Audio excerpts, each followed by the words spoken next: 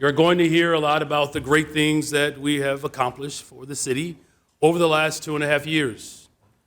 But whether it's mental health, affordable housing, community safety, economic development, or youth jobs, or flood relief, none of that would be possible without the champions that are here today.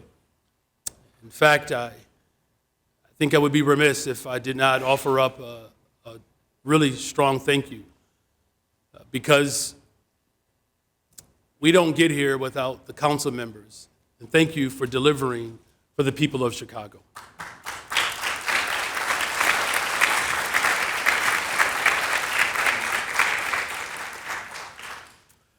This year's budget, it's the Protecting Chicago budget. It acknowledges a harsh reality that I think that we all can agree on. We are living in unprecedented times.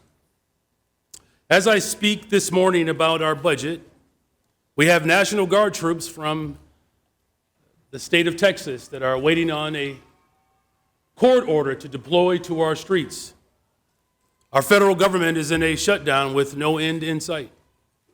Masked men with long guns, armed vehicles, who have shot residents with no transparency and no oversight. We have ICE agents harassing Chicagoans, shooting pepper balls at faith leaders, and detaining journalists. We had Chicagoans in South Shore who were awakened in the middle of the night to the sound of Black Hawk helicopters and doors being busted down. We had a Border Patrol detain a member of our city council for simply asking to see a warrant. We had another mother screaming, pulled from her car while she was in line to pick up her children from school. One resident told the media that they put black people in one van and immigrants in another. That gets at the core of the issue. When they come for any of us, they come for all of us.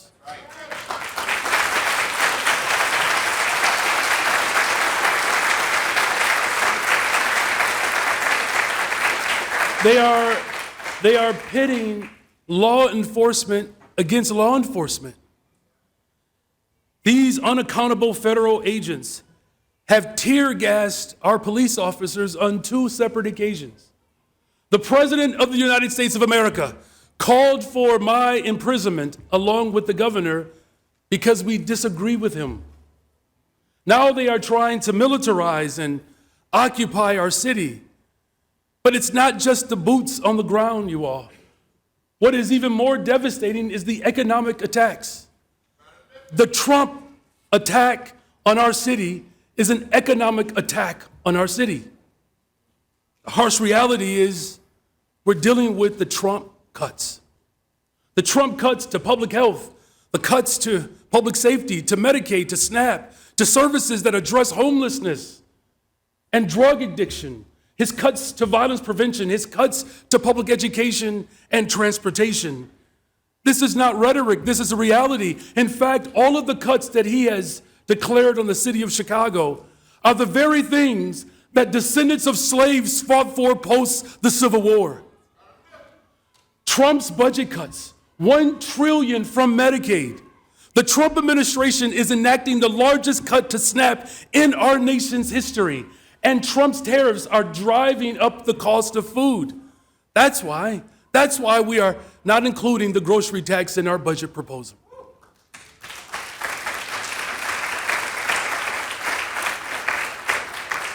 Billions were cut from housing, from the unhoused, putting 170,000 Americans at risk of homelessness.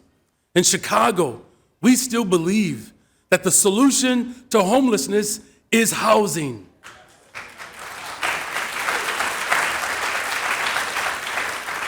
And that's why you will find an increase in funding for homelessness services and our rapid rehousing program, which has already connected thousands of Chicagoans from street encampments to long-term stable housing. $2.1 billion withheld from the Red Line extension. Now, look, I don't have to tell you all how hard the Southsiders fought for this investment. 50 years they fought for this transformative investment, and Trump just cut it without a second thought. With the expiration of ESSER funds and the funds that were withheld by Trump over our Black Student Success Plan, our public school system is losing more than $1.8 billion. That money, this money, the money that should be going to our public schools is instead going to Border Patrol and billionaires. And that's why this budget proposal includes the largest city investment in our public schools in the history of Chicago through a historic $1 billion TIF surplus.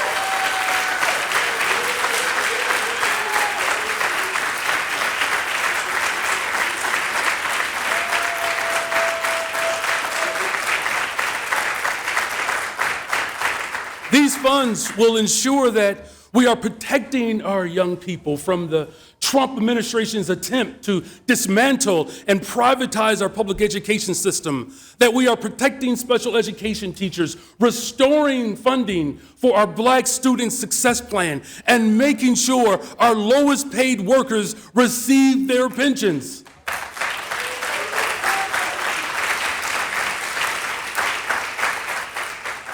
The city will do its part while we continue to work with our partners at the state to deliver on the $1.6 billion promised of evidence-based funding for CPS. These funds will also provide additional revenue for our city colleges, our libraries, and our parks so that Chicagoans can continue to pursue their educations and enjoy our city no matter their zip code. We are making these historic investments because the Trump cuts will have, you all, real impact on the poor and working people of Chicago, and they will degrade the quality of life for all Chicagoans. And that is what we must understand more than anything else in this moment. We are all connected. We all have a shared destiny as a city. We will prosper together or we will flounder alone. As Dr. Martin Luther King warned us 60 years ago, he made this point very clear. Whatever affects one directly affects us all indirectly. As long as there is poverty in this world, no man can totally be rich, even if he has $1 billion. And here's the reality, you all. There's never been a better time to be a billionaire in America. There's never been a better time to be a large corporation in our country. The president's budget, the OBBA, represents the largest upward transfer of wealth from working class and middle class to the ultra-rich in our nation's history. We are talking about $1 trillion windfall in tax cuts for corporations while low-income Chicagoans are facing higher costs. Look, Chicago, you all, is the 10th wealthiest city in the entire world. 127,000 millionaires, 100 millionaires, and we have 24 billionaires. But at the very same time, 1 in 4 Chicagoans under the age of 18 lives in poverty. Tens of thousands of our Chicago public school students do not have stable housing. In some of our neighborhoods, on the south and west side of Chicago, we have a poverty rate that's over 50%. The intense and growing wealth inequality is not sustainable, you all, for our city. We cannot separate the immense wealth of the few for the poverty and insecurity of the many. What happens in Old Town?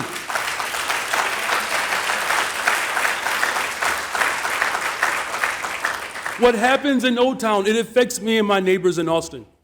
What happens in Auburn Gresham affects the families that live in Rogers Park. Whatever happens, you all, in downtown affects our neighborhoods. And what happens on the far northwest side can be felt on the far southwest side of Chicago. And I'll take a moment here for the southeast siders who endured that torture and torment and terrorism. We stand with you all over this city.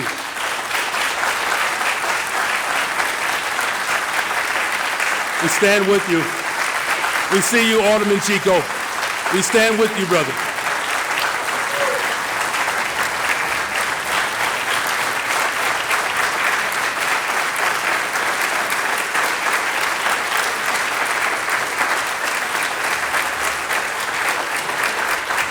Make no mistake about it, we are one city.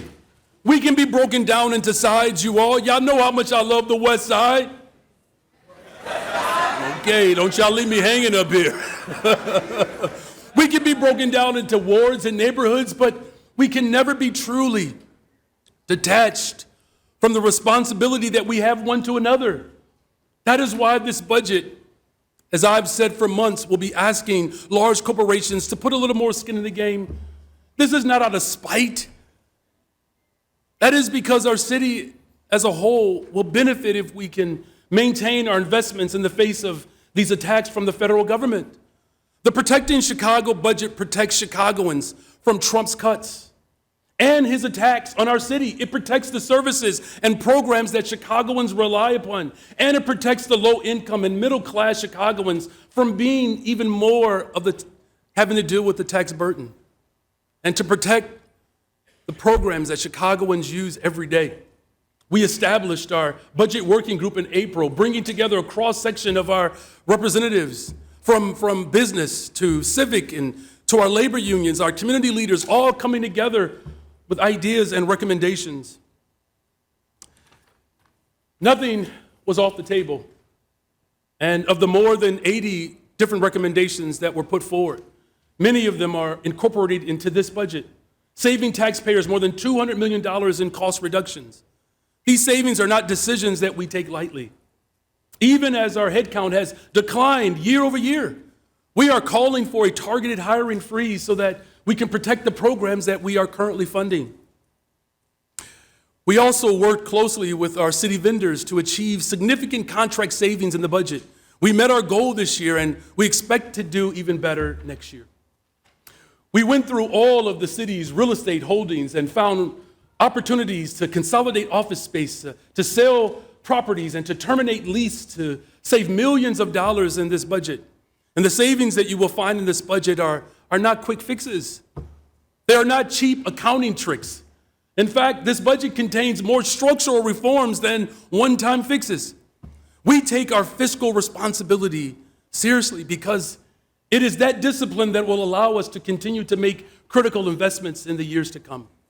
Now, this budget is also heavily informed by the grassroots, from the bottom up.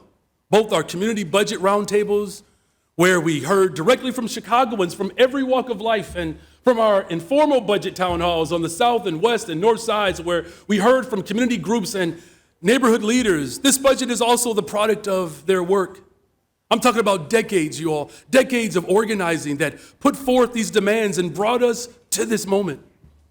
But here's the harsh reality. Here's the truth, is that many of the most transformative recommendations that we got from our budget community roundtables and our working group requires approval at the state level.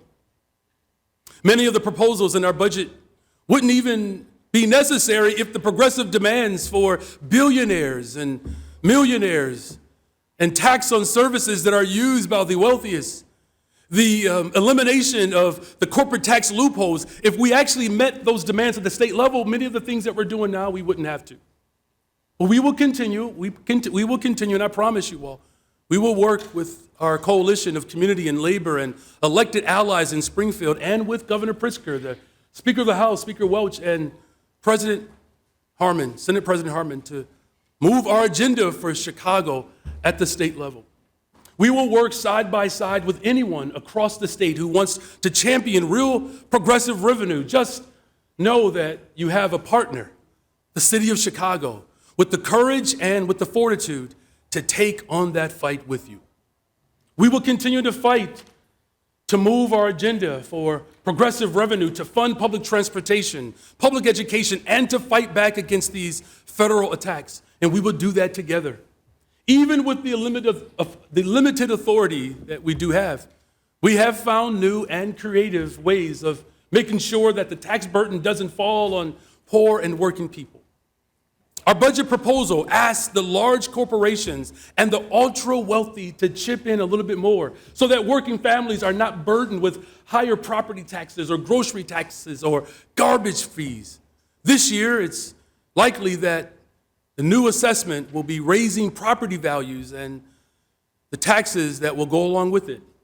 And that's why, as I promised, my budget proposal will not include a property tax increase.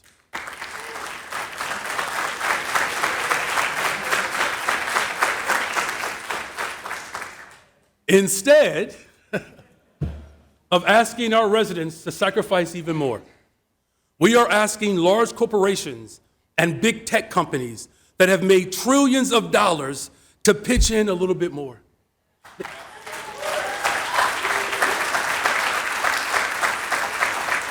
Instead of asking Woodlawn and Inglewood and Uptown to pay more, we are asking Google, Amazon, and Meta to put more skin in the game. Instead of asking seniors living on fixed incomes in Austin or South Shore to sacrifice, we are asking big business to chip in a little more. And we are doing that in a few ways. We're doing that in a few ways. First, we are proposing raising the PPLT, or the Personal Property Lease Tax Transaction Tax. The Personal Property Lease Transaction Tax. This is our tax on the cloud computing companies like Salesforce and Amazon. With the rise of artificial intelligence, this industry is growing exponentially. And these big tech corporations, mind you, got hundreds of billions of dollars from the Trump tax cuts. We are proposing that they invest some of those profits into the people of Chicago.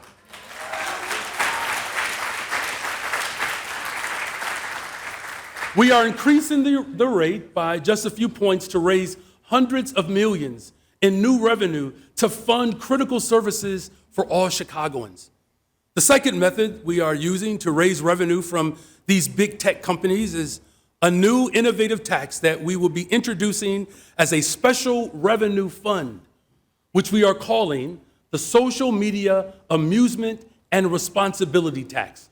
In other words, the SMART tax. Because for too long, we have allowed social media companies to collect our data and sell it for profit. They've implemented more and more aggressive strategies to get Chicagoans addicted to their apps. As a result, we have seen significantly higher trends of depression, anxiety, and mental illness, especially in our young people. This has become a serious public health issue, one that was acknowledged by the Surgeon General. And just like we tax other addictive vices that are bad for our health, like nicotine and tobacco, it is far past time we treat social media companies the same way.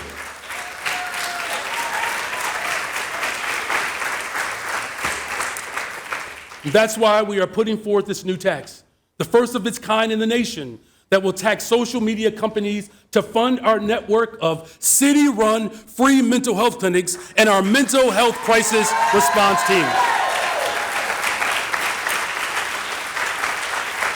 That revenue will go towards the mental health clinic that we reopened in Roseland on the far south side of Chicago. It will go to our clinic in Pilsen and the mental health professionals that we added to the Legler Library on the west side.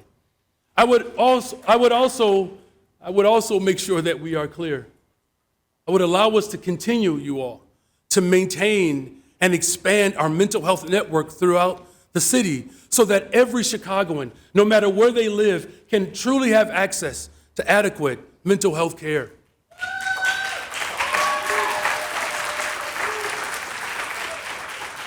You see, mental health is an issue where it costs us more to not to invest.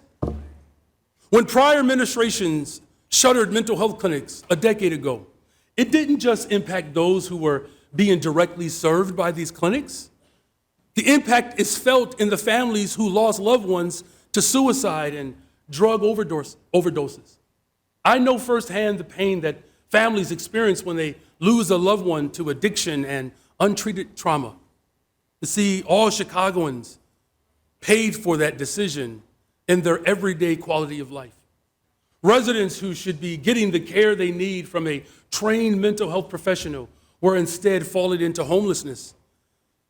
They were now on a train or on a train platform or in Cook County Jail.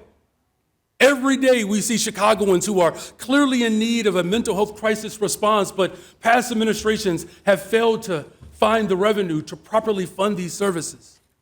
Well, we are not afraid. We are not afraid.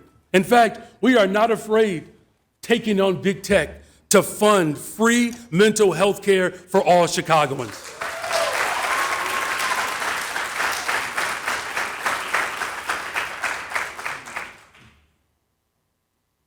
To protect these services moving forward, we are moving funding for our crisis response teams off of the federal ARPA funding stream and into the corporate fund so that they can form a permanent part of our yearly budget process. This is how we protect these funds from federal clawbacks and grant terminations. No more can a single administration determine the health care of the people of Chicago. The fees in this budget are targeted at those who can afford to contribute more to our city. We are establishing also a yacht tax because we think that it's only fair to ask Chicagoans with the means to pay for their maintenance required to dock these boats in our harbors. The yacht tax will bring the rate closer to its historic rate, and we will go up depending on the size of that boat, with an additional fee for those who live outside of Chicago.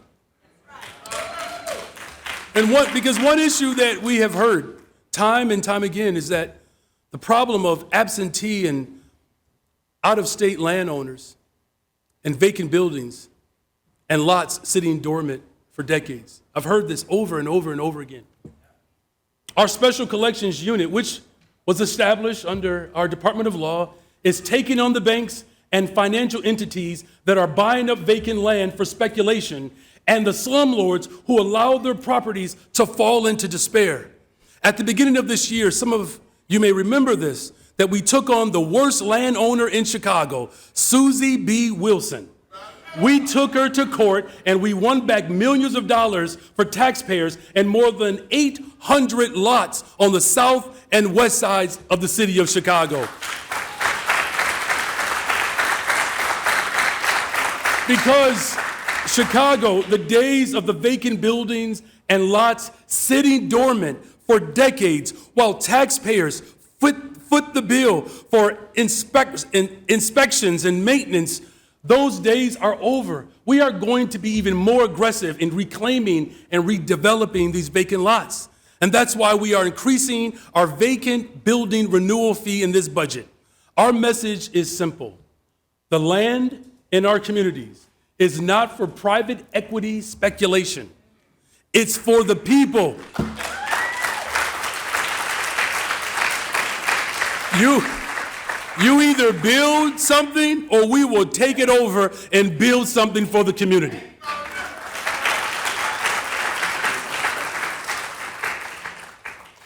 And that's why, again, this important fee is critical to the life and blood of our city. And so we are asking big tech to chip in. We are asking corporate landlords and yacht owners to chip in, but we are also asking the larger corporations to step up in this moment. We are asking them to chip in specifically to fund community safety, because there has never been a more important time to invest in safety in the history of our city. Our investments in safety have been working, you all. It is these critical investments that have allowed us to make this past summer the safest summer that Chicago has experienced in 60 years.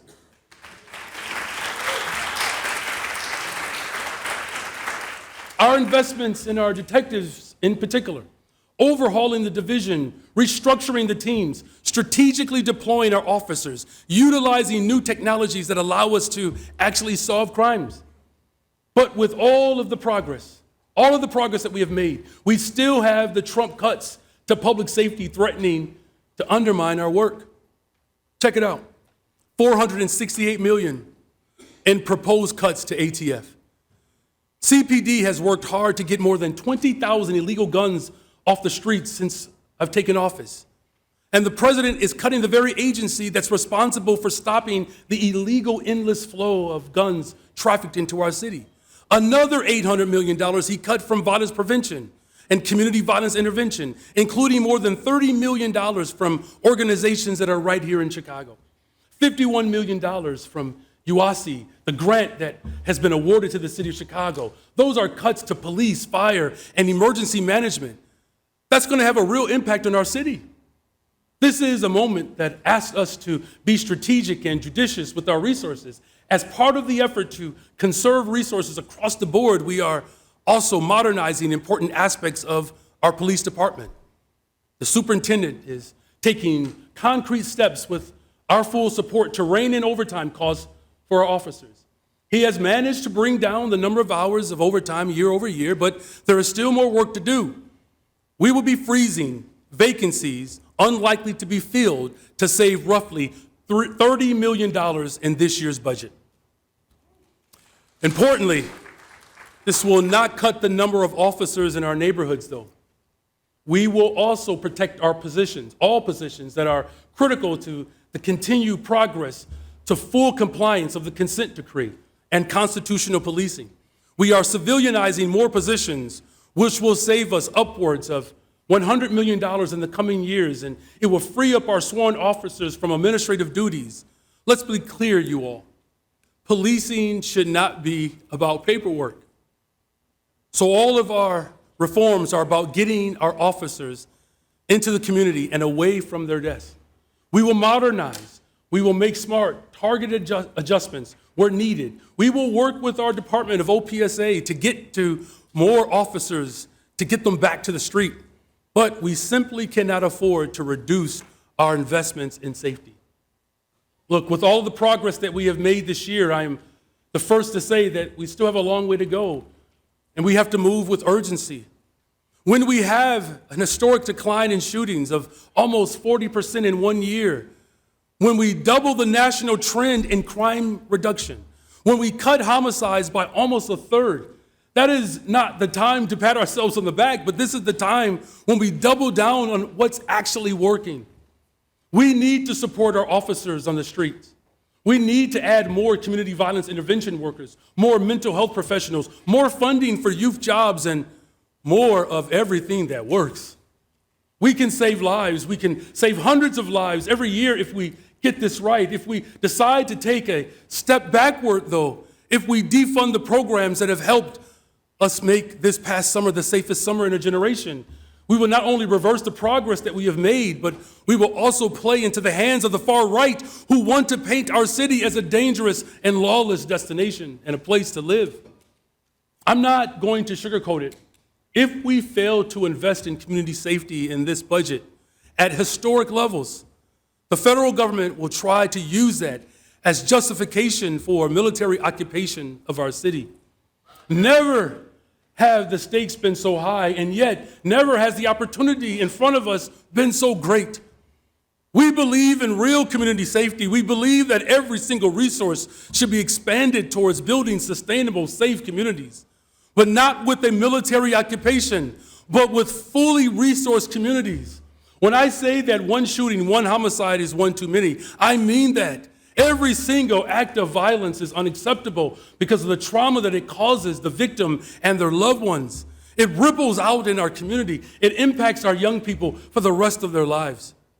For those of us who have lost friends and loved ones, we know that that pain never really goes away. Our goal as a city should be zero shootings, zero homicides. We owe it to Chicagoans who have lost loved ones to gun violence to solve this challenge once and for all. We have had this crisis for 6 decades. We cannot use the same strategies that got us here in the first place and expect different results. We must be bold. We must try things that have not been tried before. We must continue the progress that we have made. And frankly, you all, we must go much further. And we have to do it with real urgency. I have complete faith in our police leadership. Superintendent Snelling has done a tremendous job of rebuilding the morale of the force, and they have done incredible work. But the solution is never going to come from policing alone. The safest communities do not have more police. They have more resources.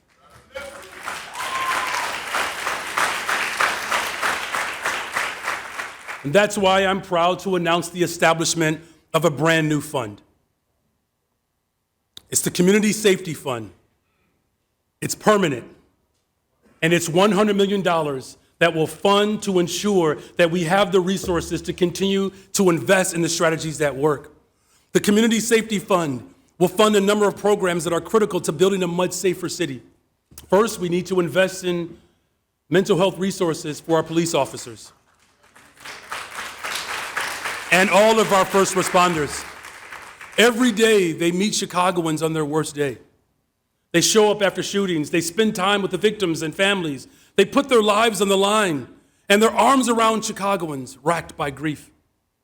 The psychological toll that it takes, it's real. Officers who are struggling with mental health challenges are a danger to themselves and to our communities. We have lost too many officers to this trauma because this problem has not been treated with the seriousness that it actually deserves. And that ends today with the Community Safety Fund. And secondly, if we are serious about solving gun violence, we must invest in prevention. We cannot show up after the fact. We need to be there before violence erupts and build the relationships and community ties necessary to keep our people safe. And that's why we are establishing one of the largest permanent funds for violence prevention of any city in the country.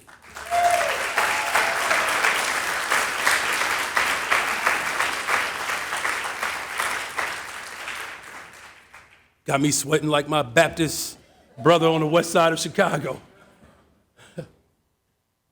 We will be able to deploy street outreach workers and community violence intervention workers targeted on the blocks that see the most violence to help us drive down shootings and de-escalate and, of course, disrupt the disputes.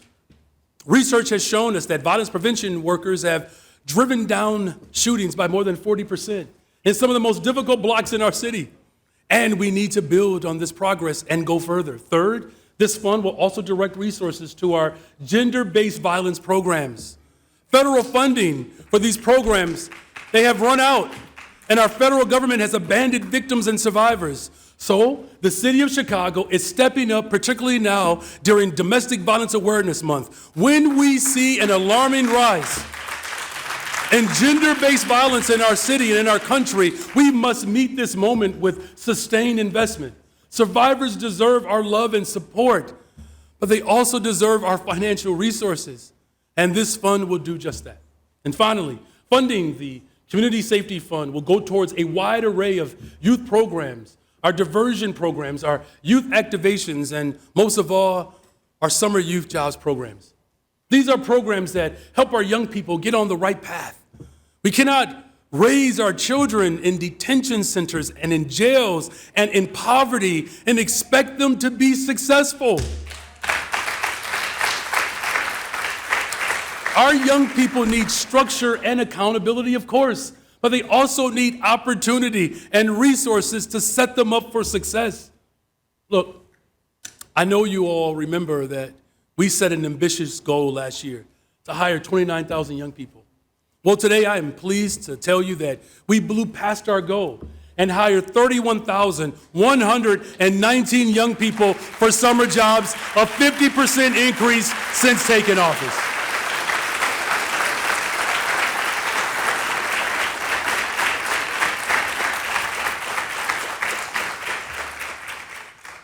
I'm proud that this budget dedicates even more funds to our summer employment programs, which will allow us to pay our young people at a higher rate than last year.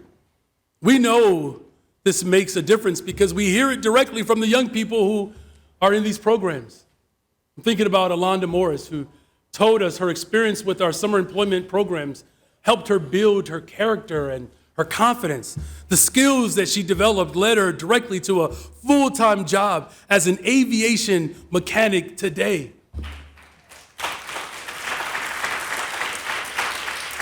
Or you can ask Darian Wiley, who participated in our pilot program with streets and sanitation and labor. And that pilot program led to a full-time job with Streets and Sands, and he said it allowed him to contribute to his family and his community.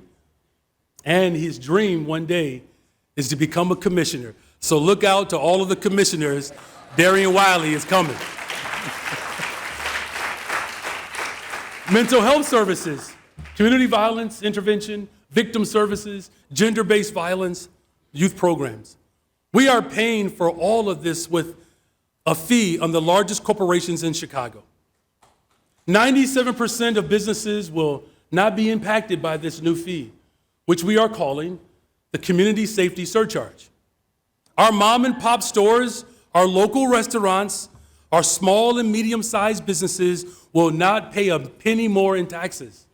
But we are asking the top 3% of the absolute largest corporations in our city, those who have seen tremendous success and exceedingly high profits, to chip in so that we can build a safer city for all of Chicago. And some parts of our business community have already voluntarily put tens of millions of dollars into our violence prevention programs. The county, the state have made significant investments in this work. This fee will make sure that large corporations contribute to their part to building a safer city. We have heard time and time again from the business community that safety is their number one priority. Well, it's mine as well. And that's why to those who say this is a fee that is anti-business, I say that investing in building a much safer city is the most pro-investment that we could possibly make at this time.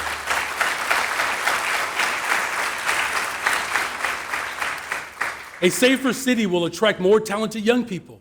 It will attract additional investment and jobs. It will improve the quality of life for all Chicagoans in every neighborhood.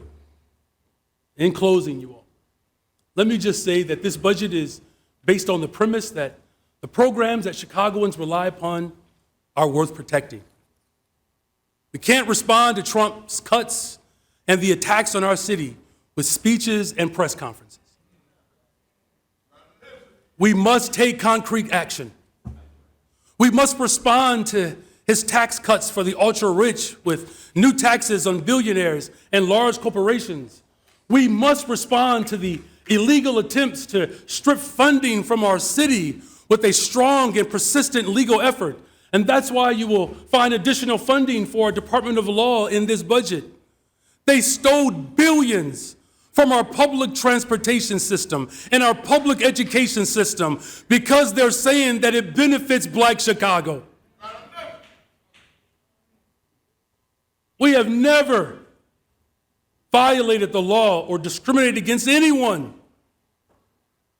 But let me also be very clear. There is nothing wrong with making sure that the communities that have been historically excluded from city contracts have a fair shot at participating in the wealth of this city today.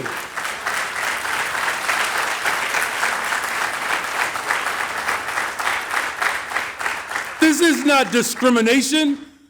This is just basic fairness and justice. So we will use our investments in our Department of Law to fight until every federal dollar that has been illegally stolen from Chicago by the Trump administration is returned in full.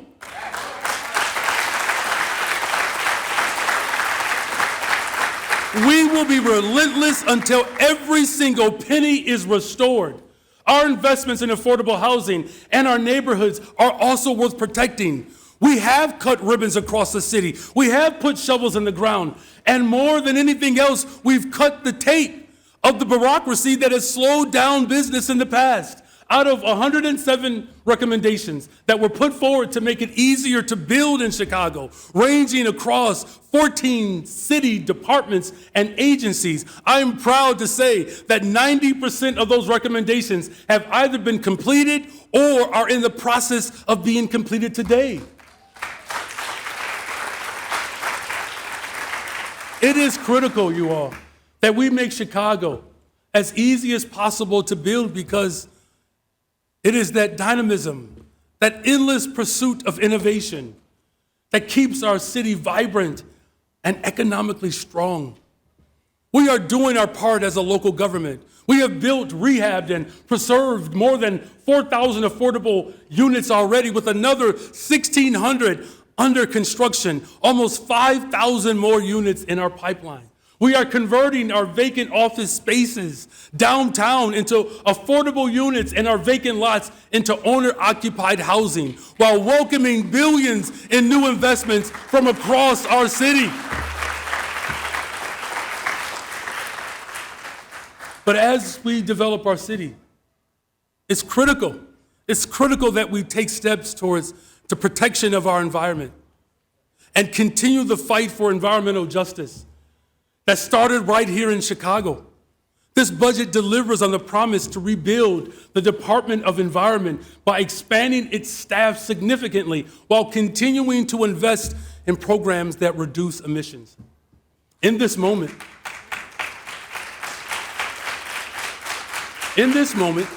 we must be intentional about responding to the targeted attacks by the Trump administration against those that are most vulnerable with additional protections for our people. And for Chicagoans who are at risk of falling into homelessness, we have our first dedicated position to advocate for renters' rights and additional investments in our shelters. And for Chicagoans with disabilities, we will continue investing in our home modification program. And for our seniors, we are protecting our investments in our satellite senior centers so that our elders have access to resources and a real sense of community. And for the LGBTQ Chicagoans, we are hiring the first ever dedicated city staff to advocate for the queer community.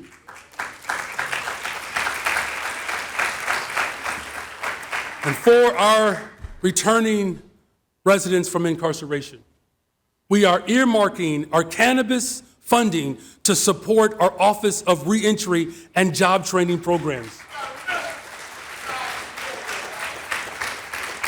And we will continue to build and expand on our Know Your Rights campaigns and strengthen our protections in our immigrant communities in Chicago.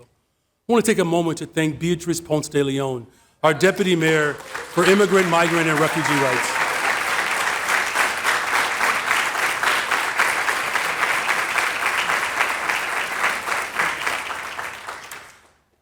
We will protect every community that is under attack in Chicago, because we are one city, and what happens to one of us, it affects all of us. Chicago is worth protecting. This is our city. We bend to no one, and we cannot be broken. I know the storms have rattled us, and people are drowning in the despair of hopelessness, but Chicago is alive, a revival is here. They chose the wrong city to pick a fight with. We are Chicago. We've been through a lot worse than this. We will come out of this, you all. We will come out stronger and more united as a city. We will be stronger than we've ever been before. I can literally see the dawn of a new day. I can see the hopes and aspirations of our ancestors that dreamed that black, brown, and white and Asian folks from all over the city can come together united to beat back against tyranny, but also to ensure that we build a city that works for everyone, no matter what corner of the city you live in, no matter where you come from, whether you are a descendant of slaves or you're an immigrant, you belong in the greatest freaking city in the world, the city of Chicago. This is our time, Chicago. We will stand up for justice. We will put forth a budget that protects us from tyranny. I'm committed to working with you, City Council, to ensure that every single Chicagoan can live justly and can live prosperously. Thank you all. God bless you.